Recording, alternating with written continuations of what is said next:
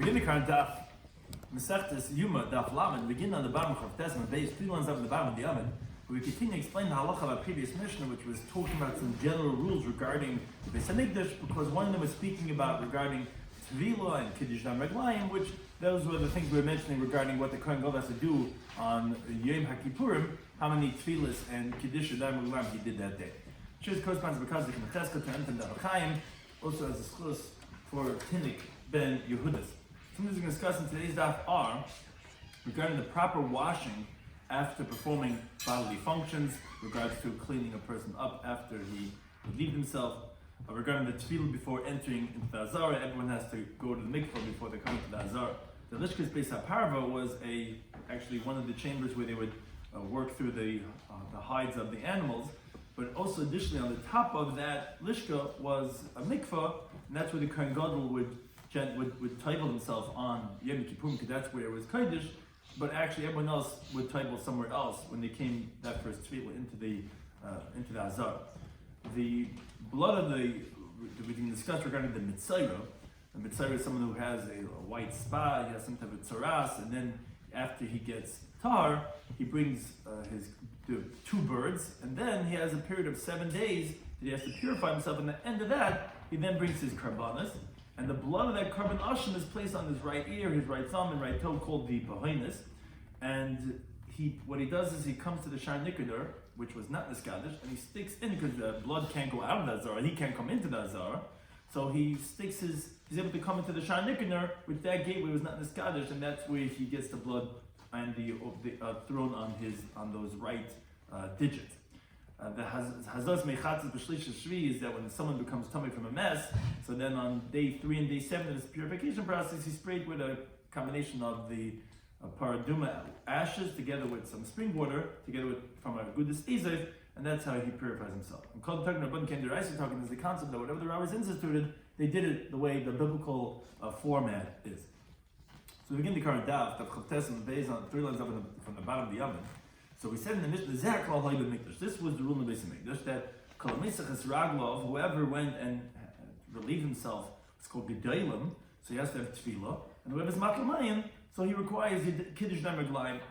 So says the Gemara, when this that you say if you urinate by the Beis Hamikdash, you have to wash your hands and your feet.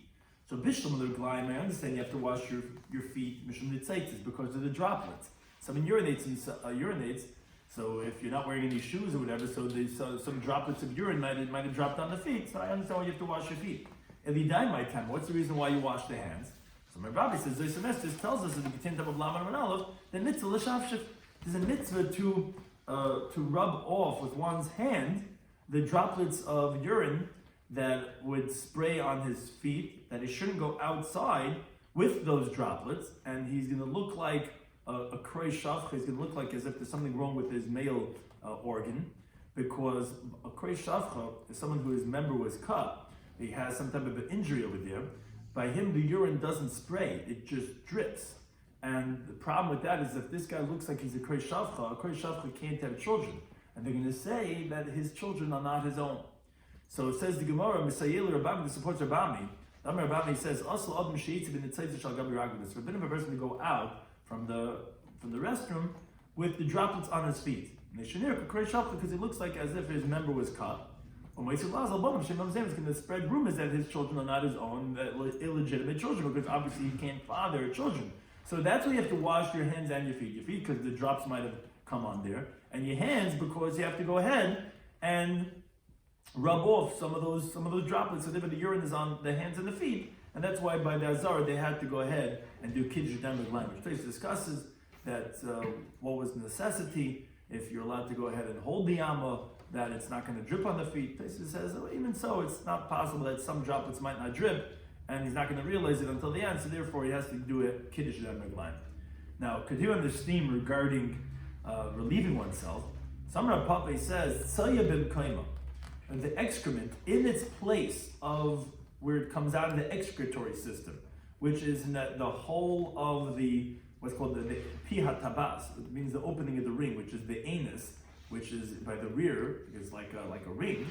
Now, why we bring in this halacha? So Manav Ranshberg brings here on the side of the Gemara by the Aleph. He says since we said in the Mishnah that whoever relieves himself has to toivel in the mikvah, so what's the reason? So he says the reason is because maybe some tzaya will still be on his skin. That's why you actually have to go into the mikvah. It's like one big, what's that thing that they spray from the toilet? What's that thing called again? What? Bidet. It's like one big bidet that you go with the mikvah and it takes off the tzayal b'sarim. So that's why we're bringing this halacha Rav Papa, although he says it doesn't belong over here, it belongs in Perek Mishamesa in Masechtas Brachas where he talks about these halachas. But that's the reason why they would toivel, because he went to relieve himself, he might have tzaya al b'sarim. So that's why the Gemara brings in this halacha. So the Gemara is saying that when you have tzaya b'mekayma, if you didn't wipe yourself well, if you have some excrement there in the orifice, so usher, it's forbidden for this person, and that's why Rashi actually has the word zeh, and the place can talk about that, if the person himself, let's say a little baby has excrement there, but it sounds like from Rashi, it's specifically this person, that usher for him to likris kriyishma to say kriyishma, because he has tzaya. So the Gemara says, I understand. Hey Chadam, what's the case talking about? Idiniris, if you could see the tzaya, so pshita, obviously. Idiniris, if it's not seen, so and we get this all the time with people with OCD, all these types of things. If it's all the way up in the orifice, the Torah wasn't given to ministering angels. You're not obligated to go ahead and take that tissue and take out everything from your waste that's inside your body. So what's this halacha talking about specifically b'mekayma? So it's necessary as follows. The Yoshev Niris, when you're sitting, which that obviously opens up the orifice a little bit more, then the tzaya is visible. When you're standing, then you don't see it. That's the chiddush that we're saying, that although it's not visible when he's standing, but since it's b'mekayma, so then it's going to be forbidden to say kriyishma. And that's the qualification when we're saying because there else would be pashut or it wouldn't be usher at all. We're saying no, it's this middle ground where when you're standing you don't see it, but when you're sitting, then you would be able to, you take a tissue, you would realize it's there, so then that's when it's forbidden. Now, so the Gemara wonders, well, why? Why is this halacha any different than waste matter on his flesh? Meaning, we have a machlekes regarding tzaya b'sari. Someone has waste matter on his flesh. Let's say he was wiping and he got some on his finger, or he's changing the baby, whatever it is. He has tzaya on his flesh. An equivalent case, interesting that it's the equivalent, but if let's say he has his hand in a basic kise, now again, what is it called? It's in the basic kise, our bathrooms, but let's say according to the Talmudic bathroom, which is clearly a basic kise. Now there's a wall separating between the person where the bathroom is within that wall, and this guy sticks his hand in through the hole in the wall. So his hand is in the bathroom, but the rest of his body's out. What's the halacha regarding saying dvarim shebekdusha to say kriyishma? Now this is the same case because by both of them you have some type of waste matter or element on another part of your body, not by your head. Basically, that's the point. You have it on your hand, and your hand either has excrement or your hand's in a bathroom. So Rav Huna Amai says, "Mutlikus kriyishma." You let us say kriyishma, and there's no problem at all. Rav Chizda Amai says, "No, asalikus kriyishma." It's forbidden to say kriyishma. Now, what's the reason? The reason is Rav Huna says the pasuk says that kala neshama tahalka haluka. Haneshama is from the word haneshima, where the breathing is from, your mouth and your nasal passages. That has to be clean. As long as your head is in a clean area and the majority of your body, so then you're allowed to say kriyishma. Who cares that your hand is dirty? But Rav Chizda says, no, you're not say kriyishma. Why? Because he quotes the pasuk in Tehillim, kol atzmoisei tamarna. All my atzamis, all my bones, all the parts of my body will say your praise. So therefore, your hand is part of your atzmoisei, and that has to also be able to say Hashem's praise. And they can't because there's waste matter or it's in the bathroom. They can't say kriyishma. Now the way Rashi learns, Taisa learns differently, but not the way the Rashi learns, that the Gemara's question is actually from both opinions. Because even Rav Chizda says you're not allowed to say kriyishma when you have tzaya al basarei is only because of kol atzmoisei. But because of the zuhamas hareach, but because of the smell of the waste matter, that wouldn't be a problem. So therefore, a pub is difficult from both, because you don't have kol atzmoisei, the way the Mefarshim explain Rashi, if you don't see it when you're standing. If when you're standing you don't see it, so you don't have kol atzmoisei tamarna, because it's not a visible thing. What's invisible is not a problem. The only thing you would say is because somehow there's a zua masareach over here, there's some type of waste matter over here that is problematic over here, as we'll see in the Gemara's answer. Really, essentially says that differentiation. So that would make it asa. But so he's contradicted by both Rav Huna and Rav Chisda. That both of them say that really there's no problem. It's a problem of kol. It's most of the marna that Rav Chisda has. And how are you saying that if you have tzayib b'mkoima, it's also to say kriyishma? So the Gemara answers, and you'll see from the Gemara's answer what really was the Gemara essentially was understanding is the question. B'mkoima nafesh zuama. Rav Papa is talking about in the place of where one relieves himself. There, it's very hot.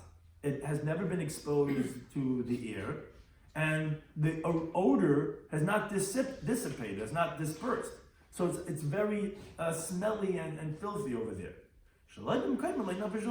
If it's not in its original place, it's not so smelly, and therefore that would not be a problem. Let's say according to Rav Huna at all to say Kriya Shema because you have waste matter, but that's on your finger. Let's say that's on your foot, but that's not a problem because it's not by kol neshama. And then according to Rav Chisda, it's only problem of kol tamarna. But because of the zua masareach, no, that's not a problem that one has the waste matter. Here, it's a problem specifically because it is by the orifice itself. That's why it's considered more of a halacha of tzaya, more severe. And that's why he says that one is not able to say Kriya Shema if he has even a little bit of tzaya by the orifice. Now, continue on this theme about urinating. Halacha Mesuda, this halacha, this following halacha was said by the laws of meals, is that Adam Yetzi. If let's say a person were not in the middle of a meal, lahashtin mayim, to urinate. So the halacha is neitel yodei achas. So that hand, which we said a person has to rub off the droplets of urine. So that hand that was used, he has to wash that hand. But he comes back into the meal. Let's say let's say he was speaking with his friend. Outside of the meal, long chasna, whatever it is, long sheva brachas drushes. He goes out and he's schmoozing and he delays a long time. It's actually not to stay up. He actually has to wash both hands. The reason for that is because since he spent some time outside, so he's masiach das from the suda. So a person we know is yudai maskami is saying. One of the reasons why we wash our hands in the morning is because when the person sleeps at night, so his hands move all over the place without paying attention, and he probably touched from the mekaymis mechusim. Here also, a guy's not paying attention, and he wasn't careful to wash his hands, and therefore they probably touched somewhere which makes them unclean, and therefore he has to wash both hands, and he comes back into the meal. Now, but says the Brisa, when he washes his hands, he shouldn't wash it outside of the meal and then come back in. Reason because the suspicion, people shouldn't say, oh, I didn't wash his hands. And rather, what you do is you come inside, and by the Suda you wash your hands in your place, and you wash both hands, and you pass the pitcher around to all the guests that are around the table, meaning the waiter takes it around, he says, oh, does anyone have to wash their hands? But that's only so people should know that, oh, he washed his hands. He said, oh, anybody need, you want people to know sometimes, what you have. So you say, oh, anybody needs this and this and that, the shmek tablet? Oh, you have to, oh, shkech, now we know that you have. Right, so say anyone needs some pitcher, some water, we know that this guy, he washed his hands. Ah, okay, fine. Now, Amr Chizdi qualifies this teaching. He says, we didn't say that you shouldn't wash your hands on the outside, because people are going to suspect you don't wash your hands. That's Ella only if you don't need to eat anymore. Rather, you're coming back in, lishtash, just to drink, because that was their norm, that they used to, at Nuch Sida, they would sit there, and after the meal, they would sit for drinks, and they would sit and just drink. So, you still have to wash your hands, because you might end up putting some food into your mouth, but that's what we're saying, you're only coming in to drink, so people are going to think, okay, it could be he didn't wash his hands. But again, you do have to wash your hands. We're just saying don't do it outside because we're going to think that you didn't wash it all. But if you let you coming back in the middle of the meal to continue eating, then actually then you could wash outside and come back in. Why? People are going to suspect you didn't wash your hands. It's not true. They made the idea danina daite. Everyone knows that it's a person would be delicate about this. No one's going to suspect that you went to the bathroom and you're going to continue eating your food. And with the schmitzige hand, you're going to go ahead and eat. To drink, and you don't need clean hands. You're just drinking from a goblet. No one's using their hands when you're drinking. You might use your hands sometimes in the middle of eating. Those guys that don't use the knife when they have the coleslaw and they stick their hands in to help take up the coastline, the left hand is sticking in with the food, no one's going to suspect you went to the bathroom and you're still using your hands. But for drinking, you might. Now, Amram Nachman Yitzchak, he says, "V'ano b'mi, I feel a lish nabi." He says, for me, even to drink, I can wash my hands outside. Because maybe you did. I mean, people know that me, I'm very delicate. I'm very.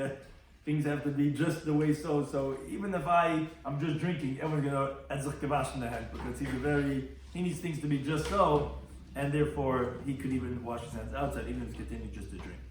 Now, given the halacha, the next Mishnah, continuing on the general rules that apply in the Beis Hamikdash, specifically regarding the beginnings of the Kohen Gadol in the morning, regarding like we were talking about the tefillah and the kiddush damer line. It says the Mishnah, a person cannot go into the courtyard of the Beis Hamikdash to do the avodah, which is not specific, it's not precise, because the person is not going to the Zar at all until he tables.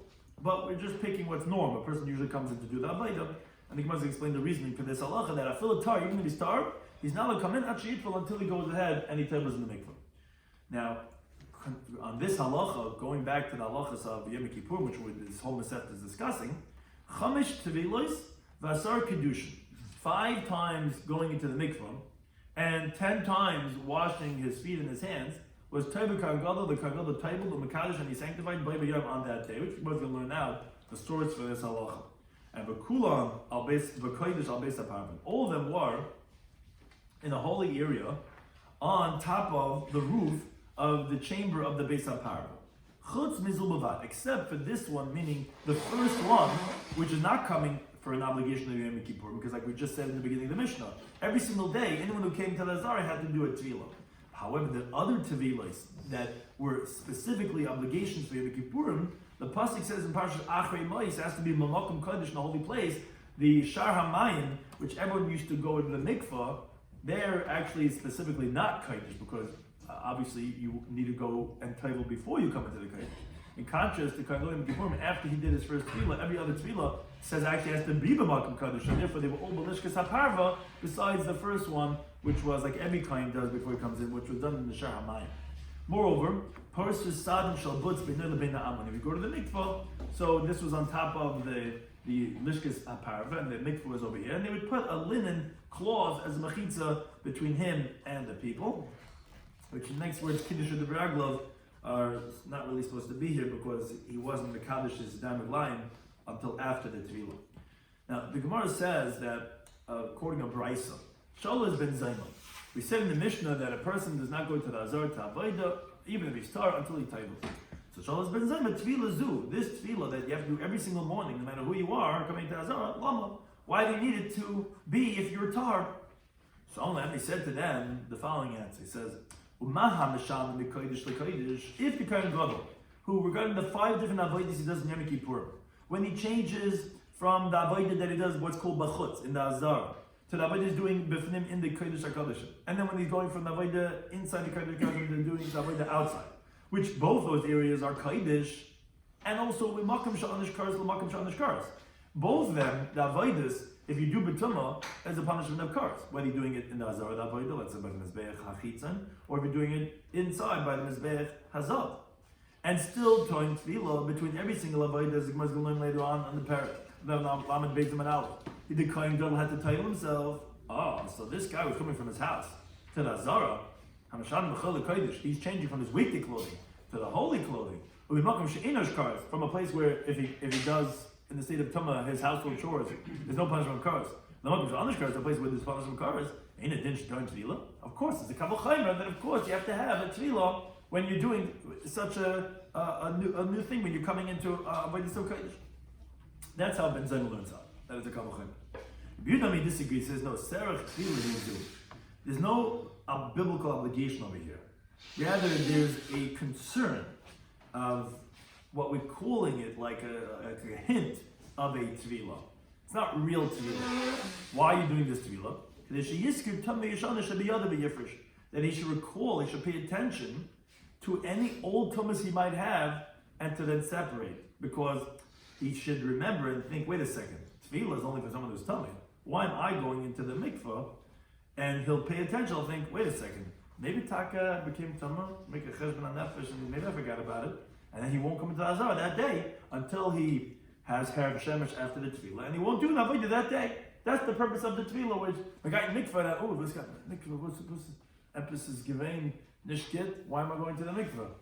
He said, oh, okay, maybe, and then he's going to go to mikveh, and he won't go into the Beis Hamikdash that day. He waits for Harav Shemesh, and then the following day. That's why, according to Yehuda, is the reason that the was from changing right. clothing. Over there was no Harav Shemesh. Right. So this is now you say Harav Shemesh. Because according to Yehuda, it's a real concern. According to the Ben Zayma, it's nothing to do with any halacha Torah. It's because of Malam B'Kodesh. So there was no Kal V'Choyim. Right. According to Yehuda, there's no Kal V'Choyim. Right. Exactly. According to Tanakh, according to Ben Zayma, it's a Kal V'Choyim. According to Yehuda, it's tam as to remind you that maybe you're tummy. Says Gemara, what's the halachic relevancy? What's the machlokes between the two of them as we get into the days? Says Gemara, ba'achuli avodah. To be machal, to desecrate the avodah, if you didn't tell in the morning and you went and did the avodah, that's going to be the difference between the two of them. As Gemara explains. Leben Zayma, according to Ben Zayma, that he says it's biblical because he's saying it's a kavochem. You're allowed to darshan a kavochem on your own. Like say Shabbat you can, certainly, but a kavochem you couldn't. So machal avodah, you machal the avodah because shatan Torah as medaf guy in mikveh, and you didn't. You machal the avodah, you didn't do it in the appropriate way. Yehuda, according to Yehuda, that he says it's only rabbinic, so then machal avodah is not a real chiyuv, it's just to remind you. You didn't do the reminder, fine. You're not machal avodah. Problem is, the Gemara says, Ben Zayma mi machal. Is it really so that according to Ben Zayma, that if you didn't do the tefillah, it's going to be machal, it's going to desecrate the avodah? But where do you know this halacha from? We just said it's a kavochem from a kohen gadol in Kippurim, but the kohen gadol himself, if he doesn't taivel, and even if he doesn't do the kiddush hamiglayim, between when he switches from the big dezav to the big delavim, besides the first one, his avodah is going to be kosher. So the whole source of the Gezerah Shavah says the Gemara Batanya when the Braisa that kohen gadol shlei tavel, the kiddush, the kohen gadol himself, which we're learning at this halacha from. If he doesn't taivel and he doesn't do kiddush hamiglayim, bein beged lebeged when he switches between one garment and the other garments, because he keeps on switching between the shmein begadim and the four begadim, bein avodah lavodah between one avodah and another avodah is kshera. The avodah is going to be kosher. Now, however, the Brisa does point out, which is not important for what we're discussing, but echad kohen gadol, echad kohen hedger. No matter what type of a kohen, if shalei kiddush yoder b'raglav shachris, if he didn't wash his hands and feet in the morning before coming in, but avodah did avodah, their avodah subsul, their avodah is going to be invalid. As Gemara learns in the second parak in Zacham, the Testament days, where if a person did not wash his hands and feet, it's mechal avodah. But that's only by kiddush hamiglayim, but not by tefillah. So this halacha of tefillah that you tell me you learn af mekabel chayim from kohen gadol, that he has to do the tefillah between what he would do from one avodah to the next. He himself, did we just learn the Brisa if he doesn't do it, it's not mechal avodah. How can you say that this halacha mekabel chayim is learning out from him if he doesn't do the tefillah? It's mechal avodah. So the Rebbe says, obviously there can't be the difference between the two interpretations. Rather, the difference is, are you violating a positive commandment in the Torah? I mean, you're violating a positive commandment, meaning we have a kavochem from a kohen gadol, who the pasuk, as we learn out later in this Masechta, that tells us there's a positive commandment for him to wash his hand, to wash his body, to taivel himself. As we learn out, V'rochet says elevation that he has to taivel himself every time he switches his clothing. And the Kabbalah tells us that every single kohen is going from chol to kodesh and from a makom she'ein on the shkos to makom on the shkos. That for sure he also has taivel mikvah. He also has a positive commandment because the Kabbalah says that he has the same halacha. So you'll be violating a positive commandment. If you don't do the tefillah, you're not violating a positive commandment. It's only rabbinic as a reminder. That's the difference between Yehuda and that of Ben Zayma. But now the Gemara continues and says there seems to be a stira from the halacha on our Mishnah, because Rabbi Yehuda high smara. Does Rabbi Yehuda even hold to the logic of our Mishnah at all that anyone who comes into the Azara should have to do tefillah? Meaning, we were saying, what's the reason halacha about Mishnah that you have to taivel? Either it's like Ben Zayma because of Kabul Chaymer from Kohen Gadol in Kippurim, or like Rabbi Yehuda because of drop on him to remind you. Says the Gemara, does Rabbi Yehuda really even hold this halacha that if you're coming that day that you have to taivel? But we're talking in the Brisa that seems to contradict this. A Mitzayra on his 8th day, which even though he tabled himself on day 7, like the pasuk says, on day 7 the Mitzayra, and then he cuts off all his hair, he shaves his whole body, and then he goes and he's taivel on the 8th day when he brings his karbanis, and he stands, as we had said in the introduction, by Shar Nikoner. And why does he do this? Because he's sticking in his hands and his feet inside the Azara. so that they could spray the blood of the ashim and from the oil of that he brings, the shemen aloy, onto his behindus, like we said, on the right thumb and the right big toe and on his right ear. So the Mitzayra has to table himself again on day 8. The Yehuda Eimer ain't a tzarek tefillah. He says, no, you don't have to table. Shagrar table mava'er, really tabled on the previous day. Doesn't have to table again, on the night before. Doesn't have to table on day 8. So wait a second. You see, Yehuda holds that if someone's coming into the Azara, he doesn't have to table. That contradicts what he says in explaining the halacha of our Mishnah that, yeah, you have to table. It's rabbinic. It's a way to remind yourself. But you see, he doesn't have to table because he already tabled the day before. So says the Gemara, I hope you did tell me time. What do you mean? It says the reason over there why that's different. It says, Shekvar Tavam B'Erev. He says, because you already tabled the evening before. Meaning, actually, it's not only not a contradiction, it's actually Rabbi Yehuda L'Shim Tasai. Rabbi Yehuda says that, why do you have to table in the morning when you come to the Azar? It's only to remind yourself that you have an old tumah. Obviously, this guy doesn't have to. He traveled last night for any tumah that he had. So of course you don't have to. The whole reason is a reminder. He already did it last night. So the Gemara says, yeah, so you're right. With the Kari law, whoever brought in this brisa to ask on it in the Beis HaMedrash, my Kari law, what was he busy with? Wait a minute, it says explicitly why this case would be different, why you wouldn't have to tell it, because you tell me the night before. What was the Shayla even thinking? Says the Gemara, you're right, that wasn't the question. The real question was the next part. He brought in this brisa because he wanted to ask a different contradiction. This brisa wasn't the difficulty, it was the next step. The brisa says, Lishkas Mitzaran, the chamber of the Mitzaran.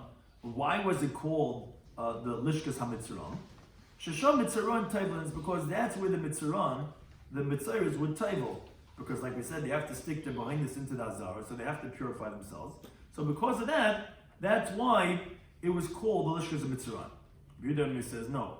Lo Mitzaran Bilvad Amru. They didn't say it's only Mitzaran that have to table themselves. Rather, every person who comes into the Azara, he has to also table himself. So don't say that's called Lishkas of Mitzaran because that's what Mitzaran would table. No, it says Yehuda, every person who comes in has to table himself. So Rashi explains the Gemara's question from the fact that the Yehuda says, Loi Mitzaran Bilvad, the word Bilvad sounds like not only Mitzaran, which sounds like, but a Mitzayra does require tefillah on the day that he comes.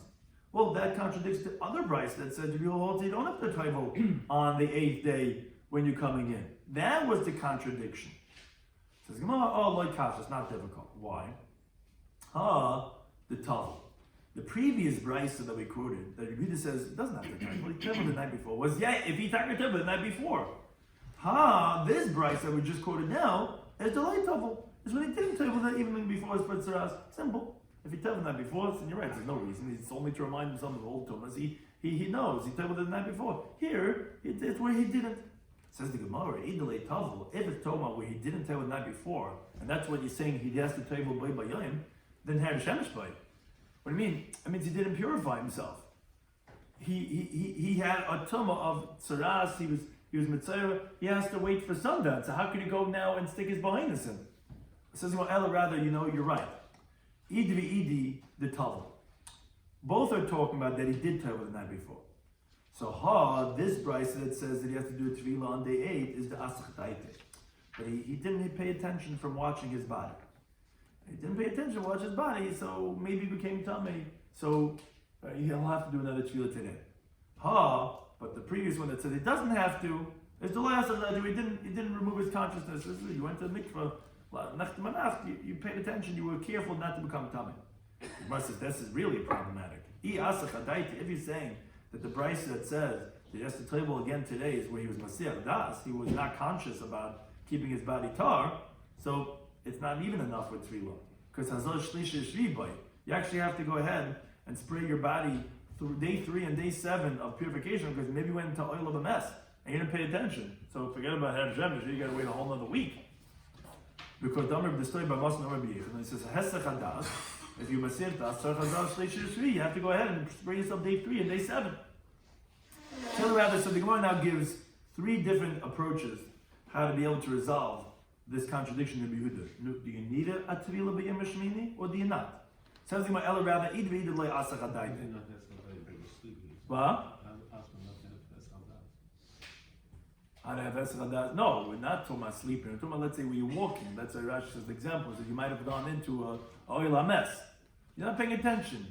You might have gone somewhere or done something that you might have became tummy from a mess, which would require day 3, day 7. It's not even the sheriff doesn't have day 3, day 7. If you would have gone to oil mess, you're not paying attention. Might have gone to visit someone in the hospital and there was someone that died. You're not messing left. So the Gemara says, right? Both are talking about that it was not Masech Das, because then you would have to wait a whole week. It's not difficult. So do you need a tefillah b'mishmini or not?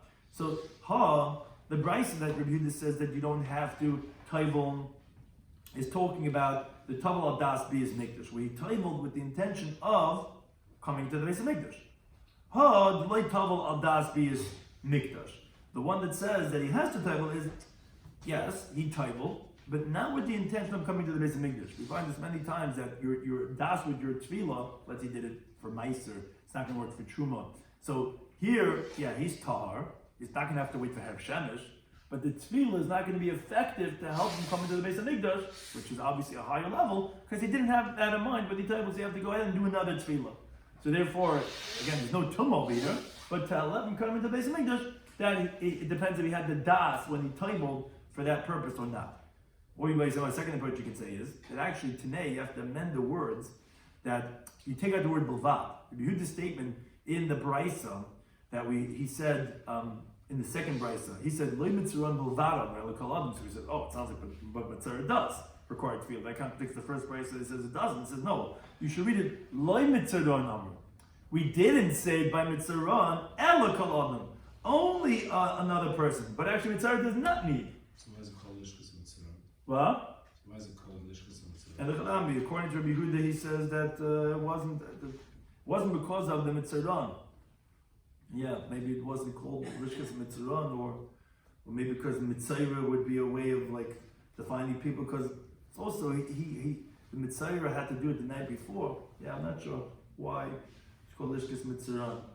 But as he's saying that, no, actually Mitzaron did not require, it could be because they did it the day before. But he says, the Mitzaron didn't need it. El Kol, rather every single person. And to the contrary, like we said, a regular person requires to remind himself of Tumah Yashana. But the Messiah actually doesn't have to because he went and he told it the night before. A third approach, Ravinam, he says, Rabbi Yehuda, the different Rabbanah comes over. Rabbi Yehuda is not a contradiction. He wasn't saying his own opinion. He was going according to the Rabbanah. Lididi, according to me, Mitzvah and Sarah Tefillah. You're right. Mitzvah doesn't need a tefillah, like he said in the previous brisa, because he already told it the night before. What's he saying in the second brisa that, Mitzvah has the table? He was saying, but according to your opinion, at least agree to me, the loy mitzvah milvad, you're only saying it's called lishkas mitzvah because mitzvah were table over there. Yeah, very likely it could be Rabbi Yehuda didn't call lishkas mitzvah. It sounds like only that's what the Rabbanan are saying, that's what's called lishkas mitzvah because, and then Rabbi Yehuda disagrees, says no, mitzvah didn't table over there. They're all regular people. You're right, maybe according to him it wasn't called lishkas mitzvah. But he says, but at least admit to me, the loy mitzvah milvad amru. Not only mitzvah did they say, because to remember the Tumah Yashana. Meaning, I'm disagreeing with you. I hold that mitzvah doesn't require. But I'm saying, if you're saying mitzvah does, at least say that other people too, because that's the whole purpose of other people, to remember Tumah Yashana. Rabbanan, they disagree, they say no. Mitzvah dayish b'tumah. Mitzvah is already used to, up until now, because he was in a protracted state of tumah for such a long time, so he's always touching tumah. So that's where a chayshish for tumah is, because maybe after his tefillah, he went and he touched something because he's not careful, he's so used to it. But kal adam l'dai sheb'tumah, a regular person is not used to getting tumah, and therefore a regular person, if we know he's tar, actually does not have to taivel when he comes into the azar. So that was 3 different approaches to resolve the contradiction with Yehuda. Now, continuing with the Rabbanan who disagree with Rabbi Yehuda, so there was more than one brisa of the Rabbanan. So I'm going to be able to Rabbi Yosef. Rabbi Yosef, the following question. It says, Nema, let's say, Rabbanan the Pligila the Rabbi Yehuda. Which Rabbanan are we talking about? The first brisa that said that a mitzayra on day 8. Remember, we had 2 brisas that were the contradiction of Rabbi Yehuda, and we had 3 answers that we just answered to why I say it's not a contradiction. So So the Rabbanah, the first brayso that they said in Mitzvah day 8, he has to toivel before he comes in to the Azara. He said he's toivel v'ayin b'shan nikoner. Buddha says no, he doesn't have to toivel because he already toivel from the evening before. So that was Rabbanah. Let's say that they hold like Ben Zayma. If you recall on Amid Aleph, we had Ben Zayma, who we had a Machlekes of Yehuda and Ben Zayma. What's the reason why every morning you have to toivel before you come into the Azar? So Ben Zayma said it's a biblical halacha of every single person, because we learn from the Kohen Gadol Yom Kippurim that you go from Chayil Kodesh, you have to toivel.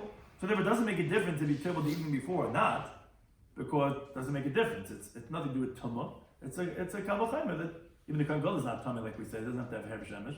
You go to avoid the Kodesh, you have to go in the mikvah, which Rashi points out, and this is how Rashi learns it. That's not the Rabbanan of the second brayso, who they disagree and they actually hold that no, only a mitzayra requires the tefillah. That's what's called lishkas and mitzvah according to the second brayso, because that's what mitzvah a table. Only mitzvah, not every person, because that's what Rabbi Yehuda in the second brayso would disagree and say no, every single person. So says Rashi, we're going to the Rabbanan of the first brayso, that they say that a mitzvah is to table on day 8. Let's say that they hold like Ben Zayma. Wait a second. If they hold like Ben Zayma, that means that every person has to table when they come, not just mitzvah. So then, why do they say that a mitzvah tables and he's b'shar nikoner? What do I mean? It's every single person that requires tefillah in the mikveh before they come in. That's just to say the strength of the dispute of Rabbi Yehuda. Rabbi Yehuda holds that no, the mitzvah does not need tefillah. Why? Because it was told from the Arab. But that's a chiddush in Rabbi Yehuda's opinion. But the Rabbanan, they disagree on. They hold that everyone needs the tefillah. So why are they picking a mitzvah needs tefillah? Not for their opinion, for Rabbi Yehuda, who's disputing to say that no, mitzvah doesn't need to bear. But really, they hold by both. Like Dilma, maybe no. Maybe it's actually one Tana, the Rabbanan of both brises. The Rabbanan of the second brayso, which explicitly says it's only by mitzvah. That's what's called lishkas mitzvah.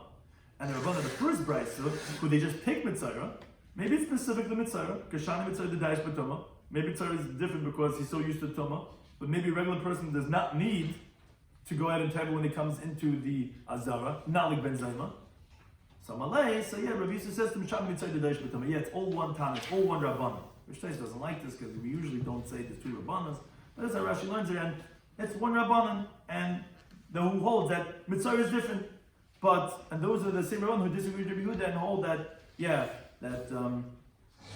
it's only the mitzvah who requires the tefillah. But a regular person would not require tefillah when it comes to the mikvah, which in that regard they actually hold like Rabbi Yehuda. That's not a kavachaymer from the Kohen Gadol Yom Kippurim, and not like Ben Zayma. Now, concluding this sugya, only a Ba'al of Yosef, he continues to ask. He says, Rabbi Yehuda, according to Rabbi Yehuda, the Amar Serach Tvila Hizu, that Rabbi Yehuda says the reason why you toivel when you come into the Azar is not really a biblical obligation. It's only because a reminder to remind you to say, hey, wait a second, why am I coming to the mikveh? Did I do something wrong? Did I make myself tamei? So that tefillah, which again is only rabbinic tumah, as we continue to Lamed Aleph and Aleph, which Tracy even discusses, says it's even less than that, than the rabbinic tumah. It's just as a reminder. So therefore, the question is chaitzitz. Do you say that if a person has a chatzitza, has a band-aid, whatever, some type of a chatzitza, would invalidate like other tefillahs? Or maybe that since it's not really a tefillah, it's only coming to remind you for some old tumah, but not really to purify yourself, maybe there's no psul of chatzitza when you're doing this tefillah. So Amalei said to him, no, call him talking Rabban, whatever the rabbis instituted, he came to Rice talking, they instituted exactly according to the biblical format. And just like by a tefillah deraisa, there's a problem with chatzitza, so it's rabbinic. And one more related halacha, Amalei Abayla of Yisrael says, Bia b'miktzas. When a person does a partial entry, Shema Bia is considered entry, meaning regarding this tevilah, we said that whoever comes into the Azara, he has to go ahead and title himself beforehand. So there's discussion regarding according to which opinion we're asking it, but we're saying that this obligation of the tevilah, now, is that the same thing that when you come into the Azara, if let's say only bring in one of your limbs into the Azara, would you say that that's also considered a bia that's coming in to require a tevilah, or not? So Malay says, behind the Sechichu, I'll prove it to you from the halacha we quoted previously regarding the Mitzayra, who he only sticks in his digits, he only sticks in his big thumb and his big toe and his ear, Shein Biba mixes, which only a partial entry, but Tanya will learn the Brisa. Mitzvah Taival, the Mitzvah has to Taival, V'ayim B'Shar Nikkener, and he stands in the Shar Nikkener, so obviously you see that the Shar Nikkener was not in the Scottish. So being Shar Nikkener is not a problem. So why do you have to go Taival? Obviously because even if only you're entering partially, you're only just sticking in your thumb and your big toe, that's already considered a bia to require a tefillah for this halacha of coming in requiring a tefillah. So we're discussing today's daf in Yoma Daf Lamed. He had the halacha the Mishnah. We said that if someone urinates by the base of Mikdash, so he requires kiddush dam raglayim. Now, why you have to wash your feet is because of the droplets that come onto the foot, and even on the hands you have to wash because the person has to shake off the droplets of urine, which we don't want it to look like a krei shafta, meaning it's what because he's taking the droplets from his foot. Tyson discusses why would you have to if you're able to hold the amma, but al kapanim you're getting droplets of urine on your hands and your feet, therefore you have to wash it off, and that's what kiddush dam raglayim for is. Now we're going to discussion regarding Saya b'mkaima. If someone has excrement in its place where it comes out of the person's body, he's not allowed to say kriya shema, and it's not halacha l'maisa. Now we said, what do you mean that's pashut or it shouldn't be usher at all? It says no. It's something when he's standing you don't see it. When he sits, then you could see it. The Gemara asked, we have a machlekes regarding sayal b'sarai, and even there, even the Mandama holds that it's a problem is only because of the pasuk of kol etz ma'aseh tamarna. But that wouldn't be a problem when it's covered when he's standing, because you don't have kol etz ma'aseh in that case. And no one holds the problem about zuma sareach. So why do you say that if you have tzayim b'mkaima that you don't see when you're standing? Why do you say you can't say kriya shema? Everyone agrees that you could. Even the one that holds his usher is only because of kol etz ma'aseh, and you don't have kol etz ma'aseh when you don't see when you're standing. So the Gemara answers, yeah, but b'mkaima in the place enough is yoma. It's more filthy when it's in the place. And even though tzayal basari would be permitted, but if it's ba'isir makam, then it's going to be a problem. We had halacha by Suda, if someone urinates, he washes that hand that he uses to wash off the droplets, and if he's speaking with his friend, he actually has to wash both hands because he was masif das, and his hands go anywhere. We said he should wash his hands inside by the Suda, so that people shouldn't suspect him, unless he's continuing to eat, or if he's very delicate, which everyone knows that he went and he washed his hands, because he's not going to continue eating or drinking. We learned in the Mishnah that when you come into the Azar, you require tefillah, and the Kohen Gadol did 5 tefillahs and 10 kedushin in Yom Kippurim. All of them had to be by kodesh on the base of parva. Besides, the first one was about the shah hamayim, which every Kohen has to do, and obviously has to be makom chal because he can't come into the Azar yet. And they would spread a linen cloth between him and the people. Why do you have to have a tefillah before you come into the Azar every single day? Either like Ben Zayma said, because there's a Kabbalah Chaimer from the Kohen Gadol who he switches his garments every time he has to do a tefillah, so here for sure you're going from chol, for sure. Or like if you says no, it's a srach tefillah, just to remind himself that maybe he has some old type of tumah. Now the machlek is not regarding being mechal d'avodah, because for sure not, because even the Kohen Gadol who you're living out from, if he doesn't do it, he's not mechal d'avodah. As we said, the nafkamin is going to be are you violating the positive commandment, which we learn out from the Kohen Gadol. Now we had a contradiction of Yehuda. If the mitzvah needs tefillah, the yom hashmini or not. And we said you cannot answer that, maybe it depends if you table the evening before or not, because if you didn't table the evening before, you would require a shemesh. And neither could it be if you must say das, because then you would actually require a whole week of being sprayed day 3, day 7. Rather, we have 3 approaches. Either, you're right, both are told he was not Masech das, but it depends if he was table al das bias mikdash. If he was table das bias mikdash, then he doesn't have to table again. If he was not, then he would have to table to come into that zar. Or actually, don't read lo mitzran bulvat amru, rather lo mitzran amru. He actually did not say mitzayran. Elakalam, only regular person, because actually mitzayran, like he said in the first brisa, does not require. Or a third approach was l'divrin the Rabbanan Kama. Meaning you're right, according to him, the mitzayr doesn't. But he's telling the Rabbanan, you say only mitzayra. Why only mitzayra? It should be not only mitzayra, it should be kaladim, because I hold this only by kaladim, not by mitzayra, because you have to remind him all the time. And everyone says, no, old tumah you don't have to be concerned for. A regular person is very careful. A mitzayra, he's doyish betumah. He's so used to being tummy for such a long time that he would concern he was touching, and therefore that's why he would require the yemesh mini. Now the Gemara was discussing regarding Rabban who disagreed with Yehuda. In the first brisa, that a mitzayra tables on yemesh mini, do they all like Ben Zayma that biblically it's every single person, so therefore it doesn't make a difference table from the evening before you have to table? Why they pick mitzayra only because of Yehuda? To say his chiddush that he disagrees, you don't have to, but they held you always have to? Or no, specifically mitzayra they pick, like the second brisa of the Rabbanan. that they say only there because Daish B'Tama. The Gemara says yes. Rabbi Yossi said it's the same Rabbanan. The Rabbanan hold that it's specifically Mitzvah is Daish B'Tama. And we said that this tefillah is talking Rabbanan came Daish, and therefore there is a problem about Chatzitza, and also Biba Mikdash Mabiyah, that it's also going to be problematic when you require a tefillah. And the proof is from the Behind which you have to type, although only has a Biba Mikdash, and still you see a Shema Biyah that he has to have a tefillah before. Thank you to any time.